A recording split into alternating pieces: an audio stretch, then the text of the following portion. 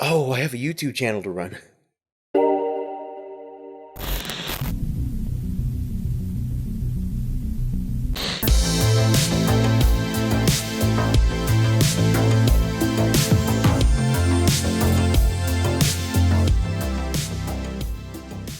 Well, hello everybody. It's been a little while, what, 2 months?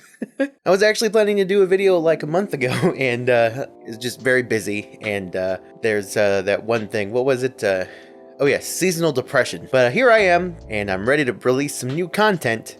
So yeah, here we are. I've got a stack of stuff behind me that I'm going to be releasing videos on over the next few weeks if everything goes according to plan. We're going to start off with the biggest, most exciting one, at least in my opinion, the most exciting one of the bunch. This hurting my hand because it's a heavy boy. This is the Qeeke KR-081, at least I think it's pronounced Qeeke. It's spelled like this. A brand new keyboard, and maybe I think the first keyboard from this company. So here we are, and we're going to talk about it. It's very exciting. Let's get into it. And by into it, I mean into the box, because here's what it comes with. First of all, the box is dummy thick, and we'll get into why in just a second. And the first thing you'll be greeted with is a pretty big instruction card. Then there's the board itself, and then once you team lift it out of the box, underneath you've got some extra keycaps, a USB-C adapter, a keycap and switch puller combo, and the reason the box is so big is because of this empty space here, which is supposed to be for a coiled aviator cable that's supposed to be included. It's a very nice touch to include that in the box. This thing is heavy, and I mean heavy. For context, my heaviest board is my Idabao ID80 Plus. That weighs in at a little over 1,200 grams, just shy of 3 pounds. The KR-081 weighs over 1,800 grams. That's over 4 pounds on my scale here. The reason this thing is so heavy is because it's made completely out of aluminum. Now this premium look, the premium materials, the premium cable that will be included with the final unit, it all comes at sort of a premium price. You're looking at $249.99. Now if you think, wow, that's expensive, I mean, you're right. But when you look at enthusiast level keyboards, there are keyboards out there that cost double that without the keycaps and switches. So depending on what you're looking for, what you're in the market for, it's up to you where the value lies. But let's unpack more of the details about why you might want to look at this for that price point. It's a 75% keyboard with 81 keys. It has a USB-C connection, Bluetooth connectivity with up to 3 devices, and 2.4 GHz wireless via USB. It's actually hidden underneath the little badge here in the upper right corner. Kind of forgot that that was the case until I accidentally slid the lid off, and then, oh wow, there's a dongle. It's one of the few times where it's nice to find a surprise dongle. It comes pre-installed with Gateron red switches. These are unlubed, although I actually had to check because the board sounds really good out of the box. The keycaps are JDA profile thick PBT keycaps. If you plan to buy this board and replace the keycaps, that is an option. It's nice that you don't really have to.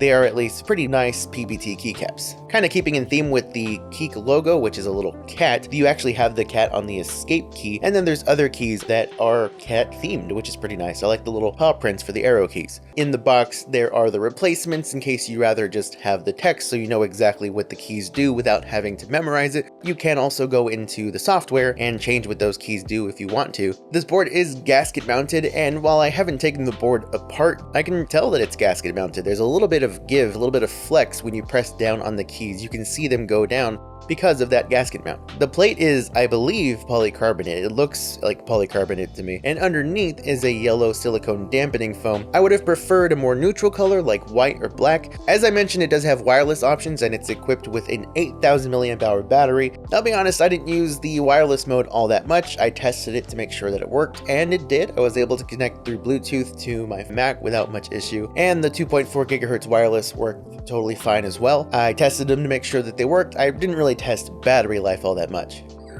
Excuse me. In the corner here, there's this little switch here, it's kind of like a wheel that kind of bounces up and down. I thought initially that this would be for volume control or something like that. It's actually for toggling between Bluetooth and 2.4 GHz wireless. Now, as somebody who only plans to really use this board on a Windows computer and doesn't really plan to use wireless, I would like at least the option to change that to something else, like maybe volume up and volume down.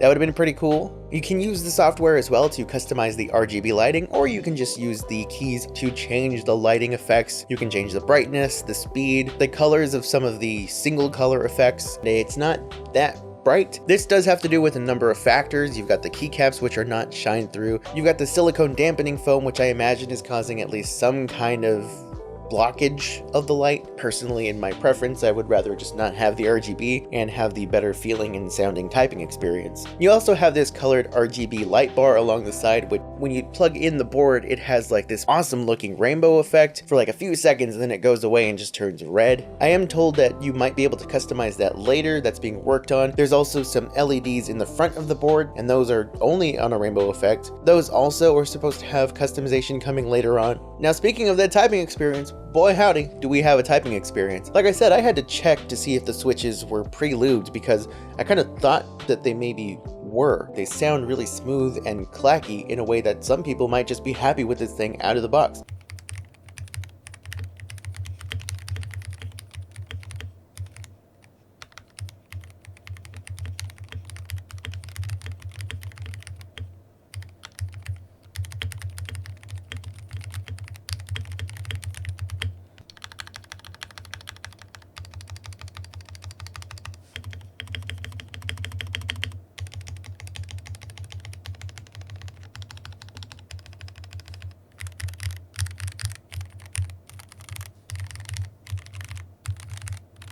The stabs sound really good out of the box. Not perfect, there's a little bit of rattle on a couple of them. Now the stabs are PCB mount, they are Gateron PCB silent. If you want to swap them out or take them out to properly lube them, you're gonna have to take the board completely apart and unscrew them from the PCB. I chose not to because again, I did not want to take this board apart. While I don't love the tapered curves on the edges of the board, it's at least nice that it's a little bit different from the usual boxy boards that you'll see that are a dime a dozen nowadays. All these different boards that eventually are just starting to look the same. You kind of have to look at it and be like, what board is that? Is that the GMMK Pro?